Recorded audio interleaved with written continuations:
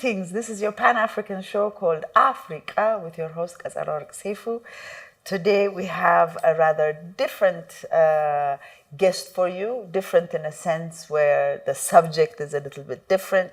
It is something that is actually very dear to my heart, and we had a conversation with her once, so I decided to bring her as a guest. Thank you for coming. Thank you for having me. Could you please introduce yourself? Okay, well, I'm Aster Zewde. I'm a retiree, spent 30 years in the United Nations, traveled all over the world, and came back home and settled about 12 years ago. Beautiful. Today makes this a very special show for me because it's something that I actually use a lot. And I would like, the rest of the world, because I know in different parts of Africa it's well known. And I'm not so sure if it is in Ethiopia. I know it is in Uganda. Mm-hmm. But I chose to actually talk about Karite, shea butter. And the reason why I actually wanted to talk to Aster about it was because we one day had a conversation about it and she had so many interesting things to tell me. So I figured today we might as well talk about shea butter. First of all, one thing that I discovered is why does it even have two names? Because I was trying to find out some information about it and I realized it had two names. So I would like to start with that. Why does it have two names? And where does it come from? Okay, well, it has two names. The scientific name is Qetselawork paradoxa. I can't say more than that. But in French, they call it Karite, and in English, they call it shea butter. I'm sure it's the French who discovered it first because it grows in many parts of the French-speaking West African countries. But then the byproducts, are worldwide. So I guess now everybody knows it as shea tree, shea butter, and so on. Just so our audience would know, shea butter is a tree. It comes from a tree. It comes from the kernel of a fruit that grows on a tree. So there's a shea tree, there's the shea fruit, and there's the kernel from which, inside the fruit, from which you produce butter. Okay, brilliant. It's been used for quite a long time. I'm thinking it's been around for quite a while. When did we discover it? Well, that's interesting. I don't know when we discovered it because it's been there, right. And it's God's gift to these countries, to the Sahelian belt, because it goes from all the way from Senegal to Sudan and in some of the highland areas of Ethiopia as well. It grows everywhere. It's not a tree that you can plant. It's an indigenous tree, but it's also God's gift. They tried to plant it in many different laboratories. They tried everything, but you cannot plant the shea tree. It just grows. So it grows for 10, 20 years, and once it's a tree, it starts giving its first fruits when it's about 20 years old. But then full production from a tree, you'll get it after 30 years. And from there on, for 200, 300 years, it continues to give. The shea butter keeps giving. It's God's gift to Africa. So I'm thinking Africa's colonizers at some point discovered shea butter, right? How? Yes. Well, it's interesting. The French in particular, in Burkina Faso, all I know is that there are two factories in Burkina Faso, in Bobo Dioulasso. And these factories have been producing what they call copeaux de savon, which is like spaghetti, like huge lines of soap kind of extracts from shea butter since colonial times, a very long time. And they transport those to southern France, in Marseille, where they have a factory that produces what they call le savon de Marseille, which is the basic soap in France. Okay. And they've known about that. And I'm sure they knew it from the women of West Africa, because if you look at their skin, with the harsh weather, their skin are still shining and glowing, and so there's something about it. I discovered it through just by looking at women in Senegal, in what they call the Pink Lake, which is a salt lake. And you have women working in the Pink Lake, extracting salt, and their skin is still perfect. And I was wondering, and they told me, we use shea butter. I said, what is shea butter? That's how it all started. Shea butter is good for face, body, and then I discovered they also eat it. Oh yeah, they use it as butter. It's cooking butter like any other butter. They use it for cosmetics, so skin products and so on. They also use it, and this is the very interesting use, internationally, globally, on the global market, although it's only recently that it's recognized, it's used as a solidifier of medicinal ointments. It's a very good solidifier. So they use it a lot in pharmaceuticals, and also they use it in chocolate making, which is probably when the world started knowing more about shea butter, because for chocolate making you usually use cocoa butter. Cocoa butter, exactly. But cocoa butter is rated on the international market. Shea butter was not known. So it was easier to put it under other ingredients or other products. And it's really shea butter. Now it's being recognized as one of the main ingredients. Japan uses it, Switzerland uses it, big factories use it. So now I'm going to come to you and I'm going to ask, how did you get into shea butter? I worked in Senegal, West Africa. I was regional director for UNIFEM, which is the mother organization of what we call today UN Women. It's the only UN entity that really promotes and empowers women. So I was regional director, and I traveled a lot to 23 African countries that were under my office, mostly French-speaking, but also the Northern African countries and so on, West, Central, North Africa. But every time I went to Burkina Faso, this kept coming back. I hear about Karite, and I don't know what Karite is. I used to just buy a little bit and take it home, and then it smells. I didn't know what it was. And then I realized that there are women's cooperatives that are actually producing Karite and selling it on the local market. Jump from that, I went to New York for a meeting, and I walked by this cosmetics shop. It's called L'Occitane. It's a French cosmetics shop. I walked in and I saw Karite. And it reminded me of those women that I've seen in Burkina Faso. And the smallest lip gloss made of 100% shea butter, they call it Karite, cost $5. And I'm like, that's interesting. This is like 30 years ago, okay? Today it must cost like $50, but anyway. And I realized that the women in Burkina Faso would sell what they call Yoruba, which is more than a kilo worth of shea butter, for less than $1. So there's something going on. And that's how I got involved, and I went back and tried to see from, what is this tree, what is going on, and why isn't it on the international market, and why aren't they recognized for it? What are the benefits for the women there?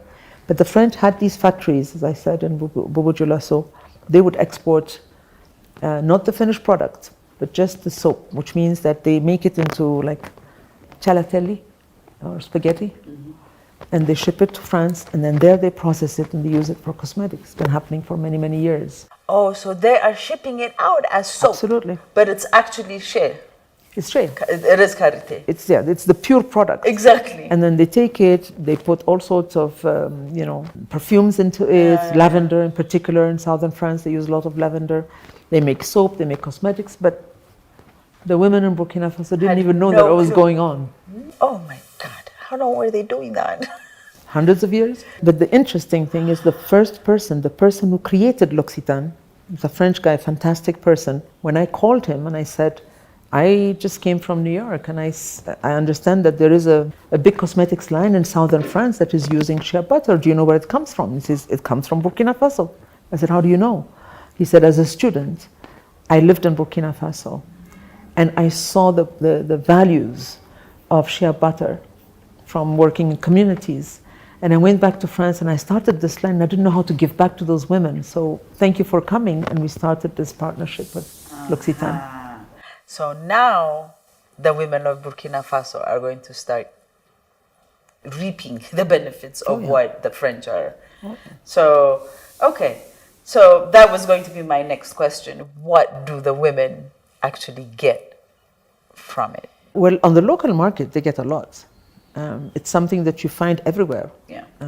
They didn't necessarily see it as a business. The only way they would export it is to neighboring countries. If you live in countries where there isn't much shea butter, the women from Burkina would go there and sell it.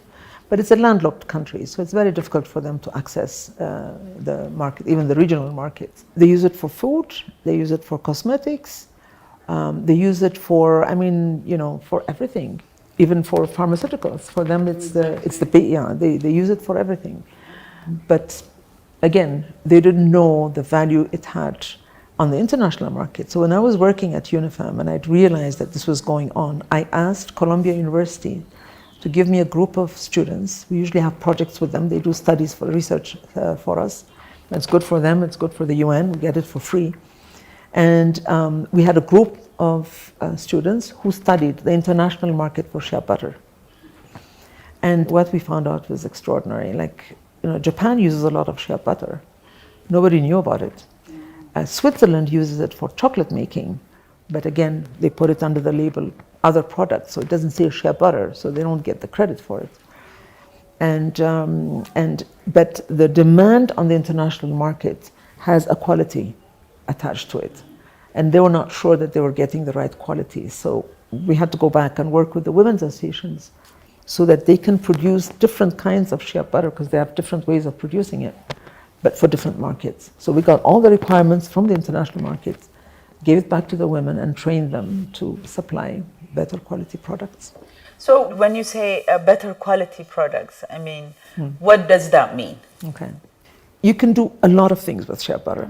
So depending on how they roast it, if they roast it too long, the butter becomes darker and it burns a little bit. So it's very difficult to sell it for cosmetics, but you can use it for soap making. Okay. That's one. And that is the partnership with L'Occitane, was that they went and taught the women that you cannot throw any shea butter. You can always process it into something better. Secondly, if you produce it to the same quality level that is demanded by the chocolate making factories, for example, or the pharmaceuticals, then there are certain steps that you need to follow. There's a certain step at which you have to stop roasting it. There's a certain way of collecting the nuts. You can't just let it rot. You have to pick it up, wash it, dry it, and so on. But this, they were taught, they were trained to do it. We helped with the training. And now they sign agreements, the Women's Association sign agreement with the export companies, and then they produce it, and it's checked. Quality is checked, and then it's sent out. The big problem with shea butter, as butter, to process it inside Burkina Faso and export it, is because it's a landlocked country, it takes time for it to go to the next boat, whatever. And so it becomes acidified. So the biggest challenge that the women had, or Burkina Faso as a country, by the way, because they had a big project on exporting shea butter. They actually had an advisor in the president's office working on that at the time, is that by the time it gets to the international market, the quality changes because they cannot preserve the level of acidification. This is what we learned from L'Occitane. They said it's very simple. You just need to add acid scorbic, which is like vitamin C, mix it in the butter, and then it maintains the level of acidity. And that's how they started now producing in mass and exporting in mass. Why is Burkina Faso's Karite named Women's Gold? Oh, that's interesting. When we discovered the potential of Karite and how it could transform the lives of these women if they benefited from the actual benefits of Karite on the international market, we decided to call it l'or blanc de la femme africaine, which means the white gold of African women, because it really has great potentials for them. So we actually had a publication with this title. It was published by UN Women. It included the study that was done by Columbia University students, the market research that we did, but also a feature of the associations, the women's associations who are actually producing it, and the variety of things that they produce from Karite. So that's where the name comes from, and I still feel that it's really their white gold. So at this point, you think, after all these years, that these women are actually now currently reaping the benefits of Karite? I hope they are, because you took me back 30 years. I was involved in this 30 years ago. And really my goal and the goal of the United Nations Development Fund for Women at the time was to make sure that we make the necessary linkages between those who are actual producers, the women on the ground, the poor women in the villages of Burkina Faso scattered all over the place, so that they know what kind of quality product they can bring to the international market, what kind of quality product they can also bring to the local and the regional market, but also whatever is left over is not lost. They can always transform it into soap. They didn't know that. They've been using it as it comes because it's right there, it's available, but they didn't know the value addition if you process it in a different way. So for us, that was it. And once we started that, of course, we raised a lot of eyebrows were raised, because then you're bringing Karite into the world market, trying to label it, bringing other partners into it. Unilever was the first one to contact us and say, we want to be partners. The European Union, the French embassy, everybody wanted to do something about it. So what we decided to do is to have a big Foire du Karite, which is a fair. So women from all over Burkina Faso, women's associations who are producing shea butter, came to Ouagadougou. We had a big fair, all the partners came, and then they looked at the products. They had conversations about the quality that they need, and there was also training by L'Occitane's laboratory technicians, basically, who came and showed them how they can add value to their products. So that was, I think that was a big success. So now they package it. It's packaged in Burkina Faso and sent, or how is it sent? Because I realized that sending raw versus, or I should say exporting raw versus exporting packaged goods is completely different. It's a different game. Absolutely. So this is 30 years ago. Don't ask me what's happening now. But 30 years ago, there was a biochemist who started a production line called Ficos. Ficos took off and became very, very famous and very successful. She actually set up the whole lab to process the shea butter into cosmetic products that had African labels, Burkina label, and it was sold all over West Africa. And it was really a good start. I'm not sure where she's at now, and I'm not sure where they're at now, but I think the doors have opened for them. And the government also realized that some of the very bad experiences that they had with trying to export shea butter directly to the US market. They tried to sell it to the Black American cosmetics, lines and so on. And then again, because of acidification, they could not do it. But now they have reached a point where they can actually export it in many different ways. So yes, I'm sure they have their own products. The other thing that I realized is these West African countries that actually export shea butter make between 90 to 200 million a year.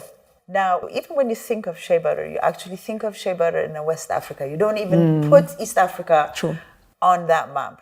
Now, when I'm trying to get shea butter here, I'm told that Uganda has the best. It would be nice to know, how do you even give them the quality label? How do you say Burkina is better than Uganda or Nigeria or Ghana? That's one of the questions.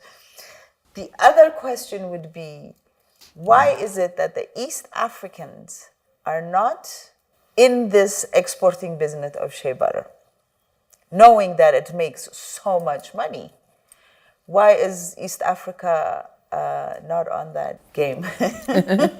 Very interesting. As you said, shea butter grows in 19 to 20 countries in Africa. 21 countries. 70% of the shea butter trees, the shea trees, are in Burkina Faso. Yeah. So the large majority is there. Unfortunately, again, Burkina Faso is landlocked, but the government is really trying to, was trying, I don't know about now, because again, it's been a long time since I interacted with them. They're really trying to maximize the benefits of shea butter being, exported from Burkina as an end product, not just as a raw material. Uganda does not have as much, but Uganda's experience is different, because what they did, and they had a lot of support to do that, they immediately went into processing. And they have a whole line of cosmetic products. Now, if you go to the States now, you find shea butter everywhere. You find L'Oréal, which is one of the biggest cosmetic companies in France, for example, uses shea butter in 100 of their products. So it's picking up. The most important, the turning point in the 90s when we started working on this was to make sure that the labels contain the name shea butter. But because if you don't have it, then it could be anything. Exactly. Nobody knows. So now you have that in most of the cosmetic products in the world, even in pharmaceutical products, you have shea butter mentioned and you know where it comes from. So that's where I think the doors have opened for Africa.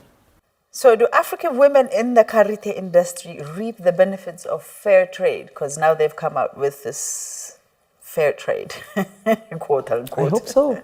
Right? I hope so. Because it is an organic product. That's true. It's an organic product. There's a lot of appetite for organic products. There's a lot of appetite for African products. By the way, it's amazing how I visited some of the companies that import directly from Burkina Faso their butter into the US, and they want the raw product. They want the smelly butter, because then they can process it into different things. So yeah, there's a lot of demand for that. So we have come to the end of our discussion, and some people might wonder, you being a Aster, and you have, as you said, over 30 years in the UN, and the subject I chose was shea butter. Some people might get angry at me, but I thought, a lot of Ethiopians don't even know that we have shea butter in Ethiopia. And I would like us to actually start looking at that, because it was said that we had quite a few in Gambella. I don't know if they still exist, especially after you said how long it takes to grow the tree. 30 years. Yeah. Needless to say, I thank you very much for coming and having this conversation with me. Thank you so much, Gaso. All the best. Thank you so much for introducing Africa to Africans. Yes, my pleasure, absolutely. Thank you for watching AfreeQa, your host Qetselawork on Arts TV on Saturdays from 4 to 5. Thank you for tuning in.